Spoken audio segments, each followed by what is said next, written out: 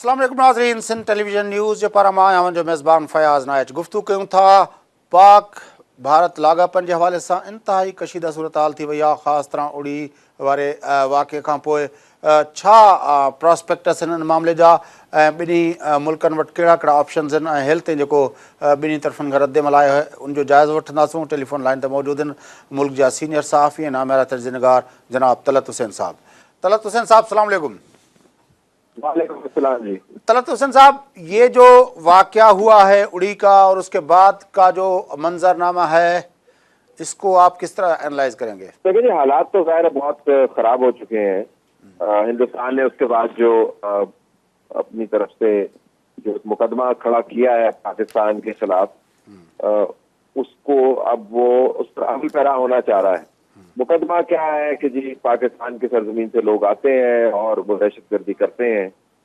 इसका सीधा साधा जवाब तो यही बनता है कि मकबूजा कश्मीर जो है और कश्मीर का सारा इलाका जो है वो लड़ाई वाला इलाका है, वो डिस्प्यूटेड एरिया है, वो बैनुल अक़वामी जो कॉन्फ्लिक्ट है, बैनुल अक़वामी डिस्प्यूट के तौर पे जाना जाता है। तो वहां पर हिंदुस्तान की जो इख्तियार है रियासत का, उसको कोई मानता नहीं है। जब कोई मानता नहीं है तो फिर लोग वहां पर आकर हमला भी करेंगे या नहीं। लेकिन बहरहाल हिंदुस्तान ने जो एक मुकदमा बनाया है उसके ऊपर वो अगले मरहले पर दाखिल होना चाहता है। तो हमें तो लगता है इस्लामाबाद में बैठकर और जब हम लोगों से बात करते हैं, जो मालूमात हमारे पास हैं, उसके मुताबिक तो यही है कि हिंदुस्तान लाइन ऑफ कंट्रोल के ऊपर कोई ना कोई बड़ी छेड़खानी यकीनन करेगा और फिर रद्द-ए-अमल के तौर पर पाकिस्तान की तरफ से जब जवाब आएगा तो ये मामला बढ़ भी सकता है।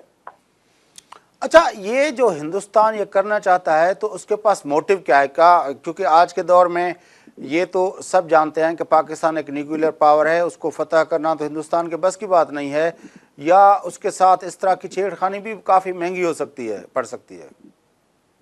देखिए भाई साहब, आप ज़ाहिर खुद इन तमाम मामला को देखते हैं और मुझे ज़िम्मन वैसे ये भी कहना चाहिए कि मैं कभी कभी बड़े अपने अपने आप को समझता हूँ कि मेरे पास वो सलाहियत नहीं है। अगर मुझे सिंधी जुबान आती होती तो मैं बेहतर अंदाज से ये तमाम मामला आपसे तमाम नाज़रीन के सामने रख सकता, लेकिन क्योंकि मेरी लिमिटेशन है, अगर मैं तौफीक दी तो किसी दिन मैं सीख भी लूंगा। आप खुद समझते हैं इन मामला को गहरे अंदाज से। तो जो हिंदुस्तान का पाकिस्तान के खिलाफ ये जो एक एग्रेसिव रवैया है, उसका न्यूक्लियर वेपन से ताल्लुक बनता है नहीं, क्योंकि आप समझते हैं, हम भी ये जानते हैं कि जो जौहरी हथियार हैं वो इस्तेमाल के लिए नहीं होते हैं। जब आप उनको इस्तेमाल करने का सोचते हैं या इस्तेमाल करने लगते हैं तो वो फिर जौहरी हथियारों का मकसद खत्म हो जाता है, वो तबाही के हथियार बन जाते हैं। जौहरी हथियारों का मकसद ही यही है कि आप अपने ऊपर तारी होने वाले खतरे को मुकम्मल तौर पर हावी ना होने दें, और अगर वो हावी हो रहा है तो फिर आप इसको इस्तेमाल करेंगे तो फिर मामला कहीं से कहीं चला जाएगा। हिंदुस्तान के पास भी जौहरी हथियार है, पाकिस्तान के पास भी जौहरी हथियार है, तो दोनों की सरहदें जुड़ी हुई हैं। ऐसा नहीं है कि आप खुदा ना खास्ता अगर वो लाहौर पर हमला करें, पाकिस्तान दिल्ली पर हमला करे तो फिर जो है वो सिर्फ दिल्ली पर ही हमला रहेगा या लाहौर पर ही हमला रहेगा। हवाओं का रुख जिस तरफ चलेगा, ताबदारी के असरात उस तरफ फैल जाएंगे। तो ये इतनी खौफनाक बातें कि हमेशा करनी भी नहीं चाहिए। तो जौहरी हथियार चूंकि नाकाबिले इस्तेमाल है, लिहाजा हिंदुस्तान का ख्याल ये है कि उसके नीचे रह के ये पाकिस्तान के साथ लड़ाई कर सकता है। एक तो ये मामला है हिंदुस्तान का। दूसरा मामला, अगर हम सभी तारीख के तालिब इल्म हैं, जानते हैं कि तारीख में हिंदुस्तान पहली ताकत नहीं है। जब उसकी मईशत बेहतर हुई, जब उसने सर उठाना शुरू किया, तो फिर उसने इर्द गिर्द इलाकों को या अपने असर रसूख में लाना चाहा या उन पर अपना तसल्लुत कायम रखना चाहा। हमने जापान की मिसाल देखी है, जंग अजीम से पहले भी, जंग अजीम के बाद भी। हमने जर्मनी की मिसाल देखी है, कैसर के नीचे भी, उसके बाद हिटलर के नीचे भी। हमने बहुत सारे, हमने इटली की मिसाल देखी है। तो जब रियासतें जो है, और उसके बाद अमेरिका की मिसाल भी देखी है, जब रियासतें ये समझती हैं कि अब उन्होंने माशी तौर पर अपने आप हालात पर काबू पा लिया है, तो वो फिर सर उठाती हैं। हिंदुस्तान ने भी यही किया है। उसने अपने इर्द गिर्द एक जो है नौकर रियासत जिसको हम कहते हैं, उसका एक घेरा रखा है। उसने नेपाल को जेर किया है, उसने मालदीव को जेर किया है, उसने बांग्लादेश के अंदर असर बनाया है, उसने अफगानिस्तान को अपने साथ मिलाया है। तो हिंदुस्तान वही कर रहा है अपनी तरफ से जो बड़ी कुव्वत जोम में आकर करती रही है तारीखी तौर पर। लेकिन ये जो हमारे डिफेंस एनालिस्ट अक्सर ये बातें करते हैं, लिखते भी हैं, बताते भी हैं कि हिंदुस्तान के अंदर इतनी जो है वो अलहदगी की तहरीकें चल रही हैं, वो वल्नरेबल है, और हिंदुस्तान जो है वो दुनिया का सबसे ज़्यादा गरीब जो हैं, पावर्टी से बिलो रहने वाले लोग की अगर किसी एक मुल्क में रहते हैं तो वो हिंदुस्तान है। तो वहाँ पे अपना तबकाती हवाले से भी काफ़ी वो है। और फिर वो कहते हैं कि हिंदुस्तान के अंदर कास्ट सिस्टम की वजह से भी एक तीसरी उसकी अपना फॉल्ट लाइन है। तो हमें तो ये बताया जाता है हमारे डिफेंस एनालिस्ट की तरफ से कि हिंदुस्तान काफ़ी हवालों से वल्नरेबल पोजीशन में है। यकीनन हिंदुस्तान के अंदर जो खराबियां हैं उससे तो पर सभी इत्तेफाक करते हैं। उनके पास उतने लोग जो जब हिंदुस्तान आज़ाद हुआ था उतने ही लोग या उससे कहीं ज्यादा लोग जो है गुर्बत की लकीर के नीचे रहते हैं। और अगर आप $2 अमेरिकी वाला मयार अपनाएं तो कुव्वत खरीद है तो तकरीबन 800 मिलियन लोग जो है हिंदुस्तान के गुर्बत की लकीर से नीचे रहते हैं, जो पाकिस्तान से तकरीबन 4-5 गुना ज्यादा आबादी बनती है। हिंदुस्तान के अंदर जो अलहदगी पसंद तरीके हैं वो भी बहुत ज्यादा है। मनमोहन सिंह रिकॉर्ड पर रह चुके हैं ये कहते हुए कि हिंदुस्तान की तकरीबन हर बड़े इलाके के अंदर एक अलहदगी पसंद तहरीक है जो उनके माओइस्ट है वो सबसे बड़ा खतरा करार दिए जा चुके हैं इनके अपने तजिया निगारों के प्रति और बाकी मामला भी है। लेकिन गुजारिश ये है कि इसके साथ साथ हिंदुस्तान ने अपनी मीशत को संभाला भी है। वो डिफेंस परचेजेस बहुत ज्यादा करता है, उसके पास फॉरेन एक्सचेंज रिजर्व है, दुनिया में अपना एक नाम बनाया है, उसने एक IT सेक्टर के जरिए काबू किया है, उसके उसके बेस्ट ब्रेन है दुनिया भर में फैले हुए हैं, उसकी लॉबी तगड़ी है, वो दुनिया से चीजें खरीदता है, वो कंज्यूमर मार्केट है। तो उसका हमें डिनाइल में भी नहीं रहना चाहिए। उसने एक अपना असर रसूख बनाया है अपने कामकाज को इस्तेमाल करके। तो तीसरी गुजारिश ये कि जो जंगे हैं जब वो होती है तो फिर उसमें ये नहीं देखते कि आपके पास गरीब कितने हैं और आपको फिर देखते कि आपके पास असला कितना है, आप जंग को सस्टेन कितना कर सकते हैं और आप डिफेंस परचेजेस कितना कर सकते हैं, आप दुनिया को अपने मौक़िफ़ के हवाले से बाहर कितना करा सकते हैं। तो इस तरह तो अमेरिका भी दुनिया के अंदर सबसे ज्यादा मकरूज मुल्क गिना जाता है। उनकी रियासतों के अंदर काले और गोरे के दरमियान तफरीक बहुत ज्यादा है, लेकिन उसने तो अमेरिका को प्रिवेंट नहीं किया दुनिया भर के अंदर अपना सिक्का जमाने के लिए जो कोशिश करते हैं या इंटरवेंशन करने के लिए कोशिश करते हैं। तो जंग के हालात में हिंदुस्तान के अंदर से ये तहरीकें उठेंगी, टूट फूट होगी, ये एक मेरे ख्याल में खुशफहमी है। हिंदुस्तान एक बड़ा दुश्मन है पाकिस्तान का, उसके पास इस्तेदाद भी है और हमें हिंदुस्तान की जो खराबियां हैं जो मौजूद हैं उनको अपने फौरी दफाई तजदीयों के अंदर गड़बड़ नहीं करना चाहिए, क्योंकि उससे हिंदुस्तान की पॉलिसी पाकिस्तान के हवाले से तब्दील नहीं होगी। अच्छा, हिंदुस्तान की पॉलिसी की आपने बात की, मनमोहन का हिंदुस्तान भी हमने देखा और अब वाजपेयी का हिंदुस्तान है। इसमें आपको थोड़ा फ़र्क महसूस होता है कि हिंदुस्तान की पॉलिसी के अंदर फ़र्क है? क्योंकि आमतौर पर ये कहा जाता है कि वहाँ पे पॉलिसीज़ की सस्टेनेबिलिटी रहती है, क्योंकि वहाँ पे एक स्ट्रॉन्ग ब्यूरोक्रेटिक सिस्टम है और जिसकी वजह से वो सस्टेन करते हैं अपनी पॉलिसीज़ को। देखिए, हिंदुस्तान का एक 2-3 चीजें हैं जो जिसके ऊपर हिंदुस्तान में सियासी जमातों के दरमियान इत्तेफाक राय पाया जाता है, चाहे उसको माने या ना माने। और पाकिस्तान के खिलाफ सख्त गिर रवैया रखना इस कौमी इत्तेफाक राय का एक हिस्सा है। उस इत्तेफाक राय को ज्यादा सख्त करने में जनरल मुशर्रफ की जो करगिल का ऑपरेशन था उसने बड़ा कारनामा अंजाम दिया। कोई जमाना था कि हिंदुस्तान के अंदर जो जनूब और शुमाल की तफरीक है, यानी साउथ और नॉर्थ की तफरीक है, वो जानी जाती थी। लोग कहते थे कि साउथ वाले जो हैं वो लोग जो हैं वो नॉर्थ की पॉलिसी से इत्तेफाक नहीं करते, ज्यादा फ्रेंडली है। करगिल के बाद ये साउथ और नॉर्थ की तफरीक जो है शुमाल और जनूब खत्म हो गई और सबने कहा कि पाकिस्तान के साथ हमने यही रवैया इख्तियार करना है। बीजेपी के आने के बाद ये तब्दीली यकीनन आई है कि बीजेपी की तमाम सियासत जो है वो हिंदू एक्सट्रीमिज्म की फिलॉसफी के साथ नथी है। जिस तरह हिटलर ने खारजा पॉलिसी को अपनी जो अंदरूनी ताकत हासिल करने के लिए इस्तेमाल किया, जो मोदी सरकार है वो वही फॉर्मूला इस्तेमाल कर रही है। उनकी तनकीद कांग्रेस के ऊपर क्या रही है कि जी ये जुबान दांतों के अंदर रख के बोलते हैं, ये खुल के बात नहीं करते, ये हिंदू होने पर शर्मिंदा है, ये हिंदुस्तान इतनी बड़ी रियासत है और ये चूहों की तरह बिहेव करते हैं, हम आएंगे, हम छाती फुलाएंगे, 58 इंच की मेरी छाती है, मोदी साहब खुद कहते फिरते हैं, हम मजा चिखाएंगे। तो इनकी जो बीजेपी की सियासत है वो एक्सट्रीमिज्म के अंदर गुंजी हुई है।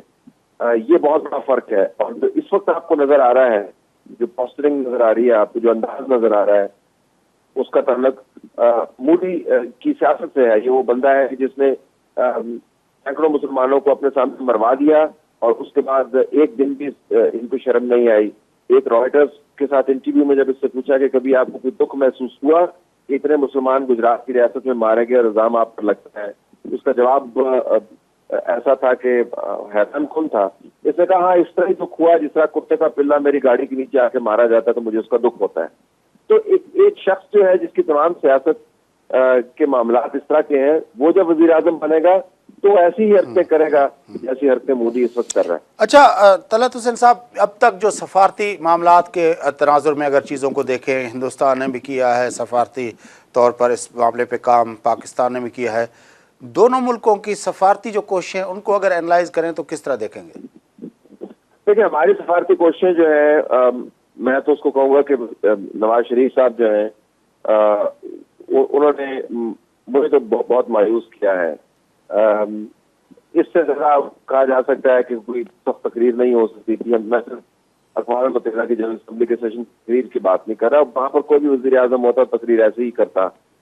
वो तो मैं बल्कि आज देख रहा था, बिलावल भुट्टो सरदारी साहब का जो ट्वीट है, अगर वो वज़ीर आज़म होते तो वो न जाने कैसी तकरीर करते। ट्वीट के अंदर वो कह रहे हैं कि हिंदुस्तान का मीडिया जो मर्जी कहे, पाकिस्तान के अंदर जो सख्तगीर रवैया रखने वाले लोग हैं वो जो मर्जी कहें, जो नॉन स्टेट एक्टर हैं जो मर्जी कहें, मीडिया जो मर्जी कहे, पाकिस्तान हिंदुस्तान के लोग हम चाहते हैं। तो अगर बिलावल भुट्टो सरदारी साहब वो तकरीर कर रहे होते तो न जाने कैसी तकरीर करते।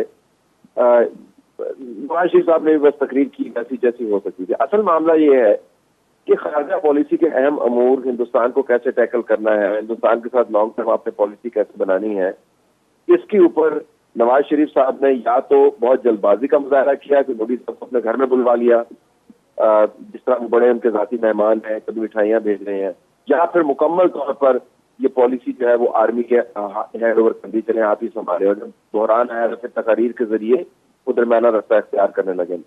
वजीर खारजा नवाज शरीफ साहब ने बनाया नहीं है, वजारत खारजा है उसका बेड़ा गर्क करके रखा हुआ है नवाज शरीफ साहब ने। तो अगर ये जो इदारे हैं जिनके जरिए आपको सफारतकारी करनी होती है, अगर वो मुजमहिल हालत में हो, अगर वो गैर मुतहर्रक हो, अगर उनमें जान ना हो और वो एक जैसे बहुत काबिल इज्जत है सरताज अजीज साहब और तारिक फातमी साहब, लेकिन मिला के दोनों की उम्र कम से कम 180 साल बनती है। अब आपको आजकल के दिनों में ऐसे वजीर खारजा चाहिए या ऐसे लोग चाहिए जो डायनामिक हो, जो ट्रैवल कर सकें, जो आगे पीछे जा सकें, जो सोच, तो नवाज शरीफ साहब ने नहीं किया। लिहाजा अब जब सफारतकारी की जरूरत पड़ी है तो आप देख रहे हैं तमाम का तमाम जोर जो है वो वजीर आजम की एक तकरीर पर है। और वो तकरीर उन्होंने ये की, इत्तेफाक की बात है कि हिंदुस्तान के अंदर मामला से बने उड़ी का अटैक हो गया तो उनको तकरीर का मौका मिल गया, वरना हमारी क्या सफारतकारी होती। हमने जो इनवाइस भेजे हैं वो किस किस्म के इनवाइस भेजे हैं, दूसरी जमातों को इग्नोर किया है। तो मेरे ख्याल में हमारी अपनी बहुत ज्यादा कोताही है जिसकी वजह से हिंदुस्तान की सफारतकारी आपको तनुमंद और बहुत तगड़ी नजर आती है। अच्छा, ये जो डोजियर का मामला है जो अपना बांग की मूंग के हवाले किया गया, उससे पहले जब केरी से मुलाकात हुई उसके हवाले किया गया, चाइनीज़ जो है उसके हवाले किया गया, तो ये और सिक्योरिटी काउंसिल के जो परमानेंट मेंबर हैं उनके हवाले किया गया। आपके ख्याल में पाकिस्तान अब जो ये डोजियर लेके पूरी दुनिया से को ये कोशिश कर रहा है उस बात पे कन्विंस करने की कि हिंदुस्तान जो इल्ज़ाम लगा रहा है कि उधर हमारी मदाखलत है, तो हिंदुस्तान ख़ुद पाकिस्तान के अंदर मदाखलत कर रहा है, इस डोजियर की क्या इम्पोर्टेंस बन सकती है? देखिए, डोजियर की इस हद तक तो महदूद इम्पोर्टेंस है कि दुनिया को पता है कि एक मुल्क जो है वो इन मामला को इग्नोर नहीं कर रहा, पाकिस्तान, और वो बार बार याद दहानी करवा रहा है। और कश्मीरियों की क्योंकि अपनी नुमाइंदगी बैन अवी तौर पर सफारतकारी के हवाले से किसी जगह पर नहीं है। हिंदुस्तान ने उनकी शक्लो हरकत पर कदम लगाई हुई है, उनकी हाथ पांव बंधे हुए हैं, उनको बाहर ट्रैवल नहीं करने देते, पासपोर्ट या जारी नहीं करते हैं, या उसकी पर वीजे नहीं लगने देते। इस वजह से कश्मीरियों की बैन अवी तौर पर नुमाइंदगी पाकिस्तान बहुत अच्छी तरीके से कर रहा है, लेकिन इसका महदूद इम्पैक्ट होगा। क्योंकि हिंदुस्तान ने जो बराबर में मुकदमा खड़ा किया हुआ है कि पाकिस्तान की सरजमीन से दहशतगर्दी होती है, उसको हम सही तरीके से काउंटर नहीं कर पा रहे। हमें उसके ऊपर बहुत सोच विचार के साथ जो दूरस्थ नताइज वाली पॉलिसी है वो अपनानी चाहिए थी। मसलन हमें ये आर्गुमेंट बिल्ड करना चाहिए था कि कश्मीर के अंदर जो कुछ होता है वो दहशतगर्दी के जुमरे में एक तो आता नहीं है। तो कश्मीर एक डिस्प्यूटेड एरिया ऐसे ही है कि जिसमें जमीन का टुकड़ा जिसको झगड़ा हुआ हो, उस जमीन के टुकड़े के ऊपर कभी एक शख्स आकर आ देता है अपना निशान, कभी दूसरा शख्स लगा देता है, कभी उनके दरमियान लड़ाई झगड़ा भी हो जाता है। तो कश्मीर हिंदुस्तान का हिस्सा नहीं है। पाकिस्तान को ये मुसलसल एक रवैया अपनाना चाहिए था। लेकिन अपना तलत हुसैन साहब, मुंबई जैसे वाकयात भी तो रिकॉर्ड का हिस्सा है, उसमें तो हम नहीं कह सकते ये इस आर्गूमेंट को। सही कहते हैं, मुंबई जैसे वाकयात रिकॉर्ड का हिस्सा है। हमारे मैंने कारगिल का जिक्र किया, मुंबई का भी जिक्र मुझे करना चाहिए था। अच्छा वो आपने याद दहानी करवा दी। और हमारी अंदरूनी जिम्मेदारी है, उससे भी हम मुंह नहीं फेर सकते। हमें इन ग्रुप्स को कंट्रोल करना है, लेकिन इसके साथ साथ हमें ये भी देखना है कि ये ग्रुप्स बहुत सारे ममालिक की सरजमीन पर ऑपरेट करते हैं। हमारे खिलाफ हिंदुस्तान मुकदमा बनाता है, वो ये बनाता है कि इन ग्रुप्स को रियासत की सरपरस्ती हासिल है। इसके ऊपर हमें काम करने की जरूरत थी और अभी भी है। सिंपली से अफगानिस्तान भी वही बात कर रहा है, हिंदुस्तान बात कर रहा है, अमेरिका भी वही बात करता है जो हिंदुस्तान और अफगानिस्तान बात करता है, और कुछ अर्से पहले तक तो ईरान भी यही बात करता था। हमें जरा खुद भी सोचना चाहिए कि इन मामला को किस तरीके से टैकल करना है, अंदरूनी तौर पर इन हालात को ठीक करते और बैरूनी तौर पर अपनी सफारतकारी को अगर हम तगड़ा रखते, एक तसलसल के साथ तवज्जो रखते, तो शायद हम ज्यादा काम कर सकते थे। लेकिन हमें यह भी कहना होगा इसके साथ कि जिस मुल्क के अंदर पाकिस्तान तहरीक-ए-इंसाफ जैसे अपोजिशन जमात हो, तारुल कादरी साहब जैसे इनकलाबी हो, शेख रशीद साहब जैसे अदरा पॉलिसी के तजिया निगार हो, जिनका अभी भी मकसद जो है रायवेट के ऊपर हमला है या रायवेट के सामने एहतजाज है, तो फिर वहाँ की हुकूमत भी ऐसी ही होगी जैसी हमारे पास है। अच्छा, उड़ी का मामला हुआ है, ये मामला चल रहे हैं, पाकिस्तान रूस के साथ मशकें करने जा रहा है और चीन ने भी एक तरह से हमारे मौक़िफ़ की बबांग दोहल जो है वो कर दिया। जिस तरह आपने कहा जो हिंदुस्तान कहता है वही अफ़गानिस्तान कहता है, वही अमेरिका कहता है, वही ईरान कहता है, लेकिन उसके साथ साथ एक और भी स्ट्रीम है जिसमें पाकिस्तान जिस अलाइनमेंट के साथ खड़ा हुआ है। आपके ख्याल में ये जो पाकिस्तान ने एक नई अलाइनमेंट बनाई है वो पावरफुल है, पाकिस्तान के पॉइंट ऑफ व्यू से फीजिबल है? देखिए, रशिया के साथ जो ताल्लुकात हैं उनको बहुत जल्दी ठीक होना चाहिए था, उसमें देर हुई लेकिन अच्छा हुआ। बहुत सही साल पाकिस्तान को 80 की दहाई में अपना दुश्मन अव्वल करार दिया था और हिंदुस्तान का वो सबसे बड़ा एलाय था। और उसके बाद हम इतने अरसे से ये कहते चले आए कि हमने रूस को तोड़ा है। हमारे यहाँ पर बहुत सारे तजिया निगार हैं, वो उस पर खुश होते हैं, अभी भी रिपोर्ट करते हैं। हमीद गुल साहब तो क्लेम करते थे। जी जी बिल्कुल, जमात इस्लामी करती है। हमीद गुल साहब कहते हैं कि जमाने में नवाज शरीफ साहब खुद भी किया करते थे, ये भी उसके साथ ही इमरान खान साहब बहुत करते रहे, अपनी ताकत का इजहार हमने इस तरीके से किया। उसके नुमाइंदगान जो है, फौजी नुमाइंदगान मशकें कर रहे हैं, दुनिया में बड़ी तब्दीली आई है, तो खुशाइंद बात है। लेकिन रूस के साथ जो अलायंस है तो उसको पनपते हुए वक्त लगेगा और रूस कभी भी हिंदुस्तान और पाकिस्तान के मामले में साइड नहीं चुनेगा, और चुनेगा तो इस्लामाबाद नहीं होगी। उनके ताल्लुकात बड़े गहरे हैं। चीन का जहाँ तक मामला है, चीन पाकिस्तान के साथ खड़ा है अपने मफादात के हवाले से। उनको कोई खास मोहब्बत नहीं है, हम उनको ज्यादा कोई अच्छे नहीं लगते या बहुत खूबसूरत नहीं है। हिंदुस्तान के साथ भी उनके ताल्लुक ठीक है, ट्रेड उनकी बहुत अच्छी है हिंदुस्तान के साथ। वो सीपैक के हवाले से खड़े हैं। अब सीपैक का मामला ऐसा है कि पाकिस्तान सपोर्ट तो चाइना को चाहिए, लेकिन चाइना को अमन भी चाहिए। चाइना को मालूम है कि जंग इस खत्ते के अंदर उसकी अगले 50 साल प्लानिंग है, उसको तलपट कर देगी। तो उस जंग से बचाने के लिए वो हतमी तौर पर पाकिस्तान के साथ नहीं खड़ा होगा वो सफारतकारी को मुस्बत अंदाज से इस्तेमाल करेगा, पाकिस्तान की मदद एक खास हद से ज्यादा नहीं जाएगा। और ये जो तस्वर है कि अगर जंग हुई तो चीन हमारे साथ होगा, ये बिल्कुल गलत है। चीन अमन के साथ खड़ा होगा और उसकी कोशिश ये होगी कि हिंदुस्तान भी बात सुने उसकी और पाकिस्तान भी। तो वो मेरे ख्याल में पाकिस्तान को यही ताकीद कर रहे हैं कि जंग से बच सकते हैं तो बचें, क्योंकि उनको मालूम है जंग हुई तो सबसे ज्यादा नुकसान जो है वो पाकिस्तान के बाद और हिंदुस्तान के बाद उनका होगा। बड़ी मेहरबानी तलत हुसैन साहब, आपने में ज्वाइन किया। नाज़रीन, गुफ्तगू तामुदी मुल्क जा नामेरा साफ़ी ऐं सीनियर तज़ीनगार तलत हुसैन साहब असां गॾु आहे। गुफ्तगू जो सिलसिलो जारी रहंदो। वठूं था हिकिड़ो वक़फ़ो, वापसि अची प्रोग्राम खे अॻिते वधायूं था। असां गॾु रहिजो।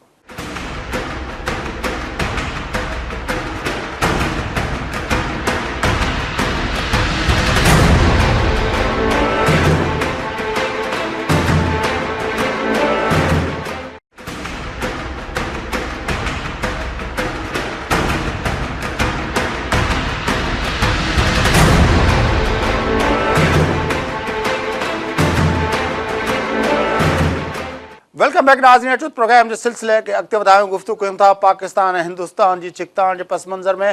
हिंदुस्तान जी मीडिया जंहिं हिन सां पोर्ट्रे करे पई, उन मां लॻे ई थो त सॼी हिंदुस्तानी मीडिया जेका आहे उहा पाकिस्तान जे ख़िलाफ़ु आहे।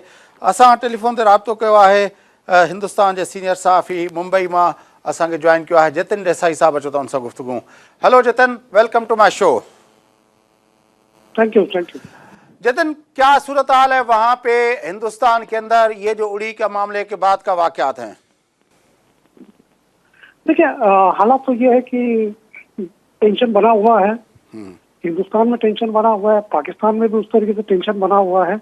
लेकिन मुझे ऐसा लगता है कि ये दोनों जो चीज हो रही है, कहीं ना कहीं दोनों मुल्कों की जो लीडरशिप है उनको कहीं ना कहीं बातचीत शुरू करनी चाहिए, क्योंकि बातचीत के अलावा कोई रास्ता नहीं निकल सकता है।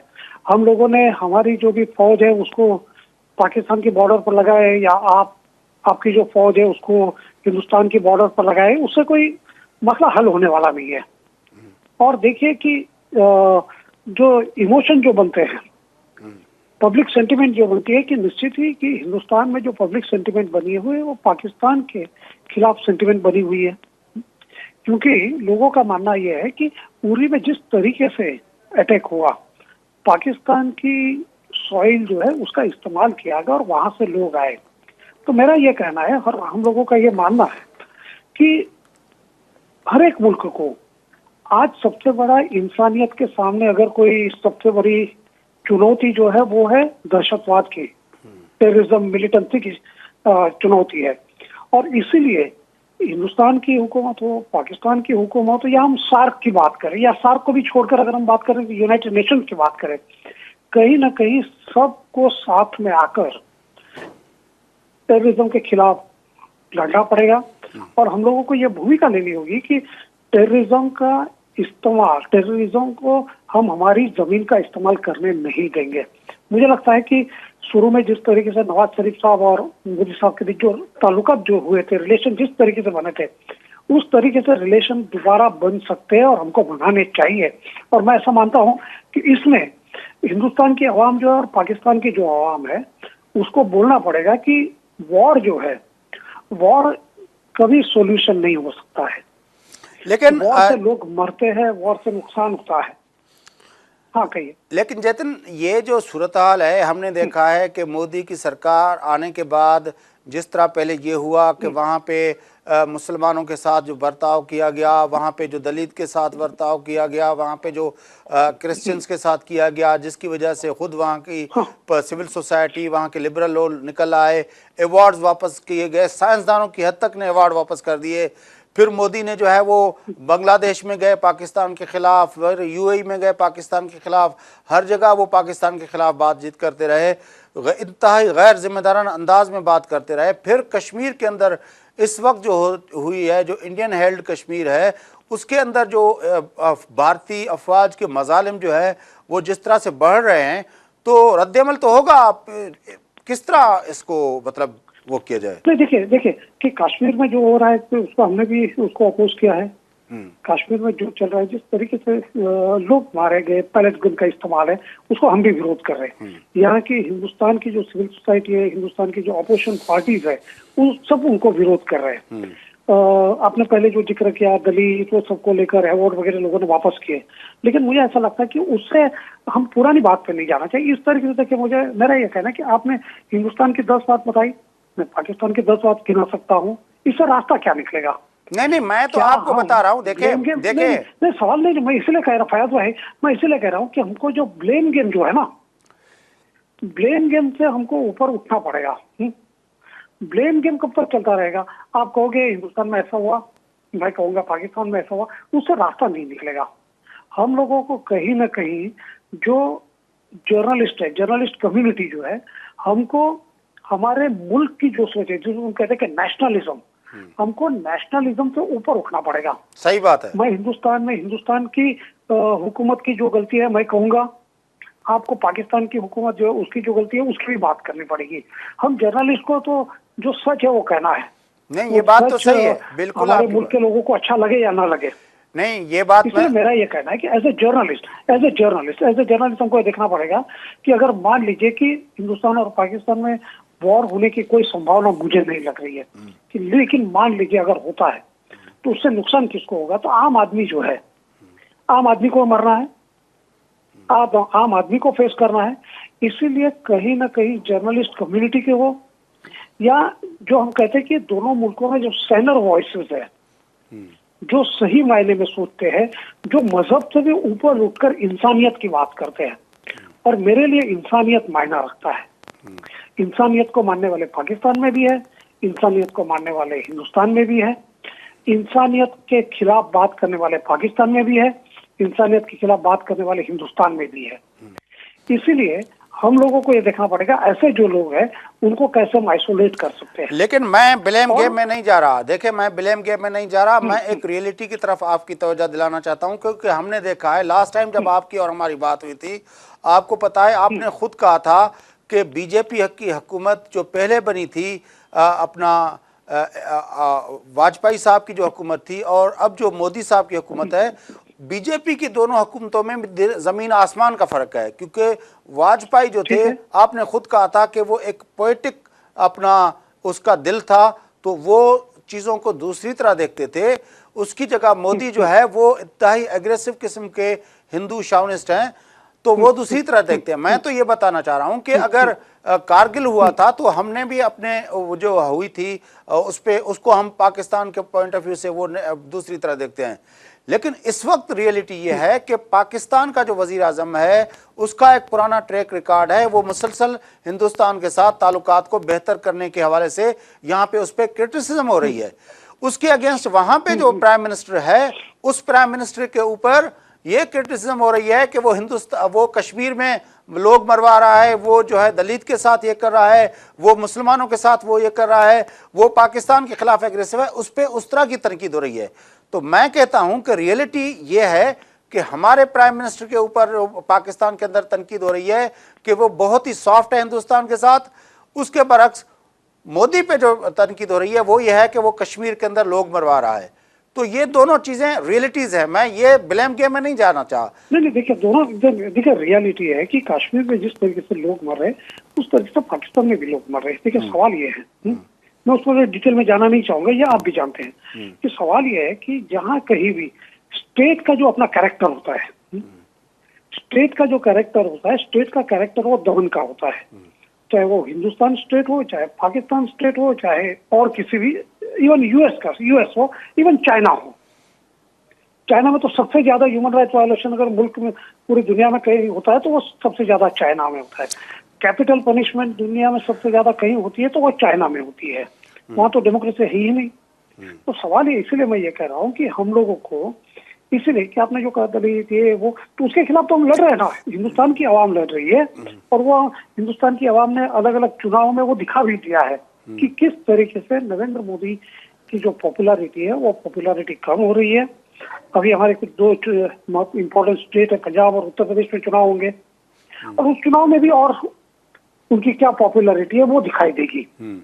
वो रहा इंटरनल मामला, हिंदुस्तान का इंटरनल मामला, उसको हम लोग जवाब दे रहे हैं। लेकिन जहां बायलैटरल मसला आता है, जहां हिंदुस्तान और पाकिस्तान का जो मसला आता है, तो वहां मुझे लग रहा है कि दोनों मुल्कों को यह तय करना पड़ेगा कि किसी भी हालात में क्योंकि अभी पाकिस्तान के कई जो इंटरनल मसले हैं वो इंटरनल मसले पर अभी हम जाना नहीं चाहेंगे, मैं जाना नहीं चाहूंगा। नहीं, देखें, क्योंकि वो पाकिस्तान के इंटरनल इश्यूज है। हाँ देखें जतिन भाई, देखें दो चीजों इस मामले पे मैं भी ये कहना चाहता हूं कि ये देखें, आप और हम जो जर्नलिस्ट हैं, हमें तो कुछ रियलिटीज को वो देखना पड़ेगा ना, क्योंकि हिंदुस्तान के अंदर जो लिबरल प्रोग्रेसिव और जो अपना जर्नलिस्ट हैं, जो सिविल सोसाइटी है, वो भी चीज़ों को उस अंदाज में नहीं देख रही। मिसाल के तौर पर आप लोग करते हैं बलूचिस्तान की बात, आप कहते हैं गिलगित बल्तिस्तान की बात, या अभी मोदी ने जो जिस तरह किया है, वो हमारा प्रोग्रेसिव लिबरल हिंदुस्तान का जो अपना मीडिया है या वहाँ की जो इंटेलिजेंसिया है, वो भी वही डिक्शन लेके आता है। हालांकि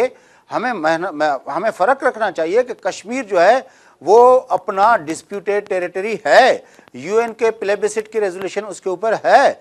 असम की बात अगर हम करें तो वो आपका इंटरनल मामला है, लेकिन कश्मीर को आप इंटरनल मामला नहीं कह सकते।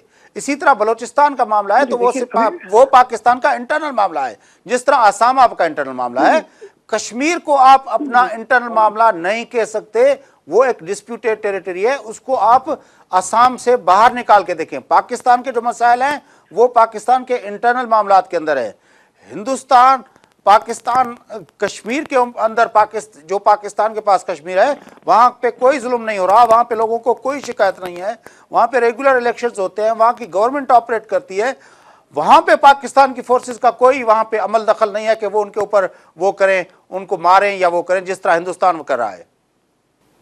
देखिए, एक तो ये है कि अगर कश्मीर की बात करें तो कश्मीर के मसले में पाकिस्तान के पास जो कश्मीर है कि वहाँ आजाद कश्मीर, वो आजाद कश्मीर सही में है क्या, सवाल ये है। लेकिन मैं इन सब चीजों पर जाना नहीं चाहता हूँ कि कश्मीर का मसला को अगर शिमला एग्रीमेंट के तौर देखते हैं या यूएन सिक्योरिटी काउंसिल के रेजोल्यूशन के तौर पर देखते हैं, तो मेरा यह कहना है, मुझे कोई आपत्ति नहीं है, मुझे कोई आपत्ति नहीं कि वो डिस्प्यूटेड मसला है, वो कोई नकार नहीं रहा, मैं आई डोंट डिनाई इस, लेकिन उसको रिजॉल्व करना चाहिए। लेकिन उसके साथ हम लोगों को ये भी ध्यान रखना चाहिए वो रिजॉल्व किस तरीके से होगा। वो इस तरीके से कि वेपन्स के जरिए कभी रिजॉल्व नहीं हो सकता है। हम लोगों को ये चीज समझनी पड़ेगी कि स्टेट इतने पावरफुल होते हैं कि कोई भी सेसेशनिस्ट मूवमेंट हो, चाहे वो श्रीलंका स्टेट जो है वो हिंदुस्तान और पाकिस्तान के स्टेट से तो कई गुना कमजोर है, लेकिन वहाँ एलटीटी जो थी, जो सबसे पावरफुल ऑर्गेनाइजेशन जिसको कहा जाता, तो उसको वीक स्टेट ने खत्म कर दिया। तो उस तरीके से कि सेसेशनिस्ट मूवमेंट आज के हालात में, जिस करंट ग्लोबल सिनारियो, जब तक उसको इंटरनेशनल कम्युनिटी उसके साथ जब तक खड़ी नहीं रहेगी, तब तक आजाद कोई नहीं हो सकता। यह ग्रांड या लेकिन जतिन की बात हो चाहे बलूचिस्तान की बात हो, जतिन देखें, हमने कि हम लोगों को लोगों की जो एस्पिरेशंस है, वो चाहे हिंदुस्तान के लोगों के हो, कश्मीर के हो, असम के हो या मुंबई के हो, या पाकिस्तान में बलूचिस्तान के हो, कराची के हो या इस्लामाबाद के हो, सिंध के हो या खैबर पख्तूनख्वा के हो, लोगों के एस्पिरेशंस जो है, लोगों की उम्मीदें काफी बड़ी है सरकार के वास्ते कि हमारे ये मसले जो सरकार को हल करना चाहिए, और एवरीवन वांट्स टू प्रोग्रेस, हर एक को अपनी तरक्की करनी है। लेकिन जतिन, तरक्की किस तरीके से, वो मेरे लिए मुश्किल रखता है। लेकिन जतिन, आपको याद होगा कि हमने लास्ट टाइम बात की थी जब शर्मुल शेख में मनमोहन और गिलानी मिले थे, उस वक्त भी हमने बात की थी। उस वक्त से लेकर अब तक हम बात करते आ रहे हैं। पाकिस्तान हमेशा कहता है कि कश्मीर समेत सब मामलात पे आप हमारे साथ बातचीत करें, हम बातचीत को कभी भी डिसकंटिन्यू ना होने दें। ये शर्मुल शेख में मनमोहन गिलानी मुलाकात में तय हुआ था कि ये टेररिज्म अलहदा मामला होगा, उसकी वजह से बातचीत की डिसकंटिन्यू नहीं होगी। उस वक्त से लेकर हमारी हुकूमत चेंज हो गई, लेकिन आपकी हुकूमत चेंज हो गई, और हमारी हुकूमत ने अब तक भी नवाज शरीफ की सूरत में वही रखा हुआ है कि आप बातचीत करें, आप बातचीत करें, आप बातचीत करें। अभी यूएन के अंदर भी वजीर आजम नवाज शरीफ ने यही बात की है कि हमें बातचीत करना चाहिए, कश्मीर समेत सब इशू पे हमें बातचीत करनी चाहिए। लेकिन वहां से क्या हुआ, गिलानी मनमोहन मुलाकात के बाद शर्मुल शेख से जैसे ही मनमोहन वहां पहुंचे, प्रेशर आया, मनमोहन उसी दिन मुकर गए। तो ये तो पूरी तारीख है कि पाकिस्तान तो बातचीत करना चाहता है, लेकिन हिंदुस्तान हमेशा उसको बातचीत नहीं, ऐसा नहीं है। मुझे ऐसा लगता है कि बातचीत जो होनी चाहिए कि कुछ ना कुछ हम लोगों को पैरामीटर, जो फॉरेन सेक्रेटरी की मीटिंग होने वाली थी कि पिछले साल दिसंबर महीने में हार्ट ऑफ एशिया कॉन्फ्रेंस जो इस्लामाबाद में, उसमें सुषमा स्वराज जी आई थी, उसमें तय हुआ था कि दोनों मुल्कों के फॉरेन सेक्रेटरी इस स्थिति में मिलेंगे और बातचीत के मैकेनिज्म तय करेंगे, मॉडलिटीज तय करेंगे। मुझे लगता है कि दोनों मुल्कों के जो फॉरेन सेक्रेटरीज है उनको मिलने चाहिए और कुछ न कुछ ग्राउंड वर्क पहले करना चाहिए, ग्राउंड करना चाहिए। और जो भी मसले हैं, सियाचिन का मसला है, सर क्रिक का मसला है, बुलार बराज का मसला है, पीपल टू पीपल कांटेक्ट का मसला है, कई मसले हैं। अभी देखे ना, फौरी तौर पर आ गया कि वो सारा कॉन्फ्रेंस में शिरकत नहीं करेंगे, क्रिकेट की सीरीज नहीं खेलेंगे। यानी एक तरह से सिलसिला शुरू हो गया हिंदुस्तान की तरफ से, जो दहशतगर्दों को सपोर्ट करता है, पीस को सपोर्ट नहीं करता। नहीं, देखो ये तो है ना, मुझे लगता है कि हम लोगों को, दोनों मुल्कों की आवाम को ये तो ब्लेम गेम चल रहा है ना कि देखिए आप कह रहे कि ये नहीं करेंगे, हिंदुस्तान ये नहीं कर रहा है, तो हिंदुस्तान की ओर से भी इस तरीके से बातचीत होगी कि पाकिस्तान ये नहीं कर रहा है। तब हिंदुस्तान की ओर से क्या जा रहा है कि हम तो बातचीत करने के लिए तैयार है, लेकिन हमारी सिर्फ एक ही कंडीशन है, टेररिज्म पर बात होगी। तो पाकिस्तान तो कह रहा है ना कि टेररिज्म समेत, कश्मीर समेत सब मामला पे बातचीत करें। हाँ, इंडिया का, हिंदुस्तान का कहना है कि कंडीशन क्या होगी। एक कंडीशन हिंदुस्तान का है कि टेररिज्म।